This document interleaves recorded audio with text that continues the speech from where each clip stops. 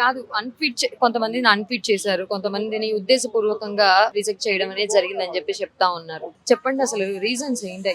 అది accident case అండి. కోర్టులో కూడా యాక్సిడెంట్ కేసు ప్రూవ్ కాలేదు, కోర్టులో కేసు కొట్టేసారు. అయినా కూడా నేను ఆర్ఎంకి అప్పీల్ పెట్టుకున్నాను, ఈడీకి అప్పీల్ పెట్టుకున్నాను, అందరు రిజెక్ట్ చేసారు. అయితే ఇప్పుడు ఏంటంటే ప్రజావాణిలో డ్యూటీ ఇస్తారు అని చెప్తే అందరం 2 సంవత్సరాలు తిరుగుతున్నాము. కాకపోతే ఇక్కడ కూడా ఏం లేదు. ఇప్పుడు చిన్నారెడ్డి సార్ ఎవరు లేరంట, వాళ్ళని కలవడానికి వచ్చాము.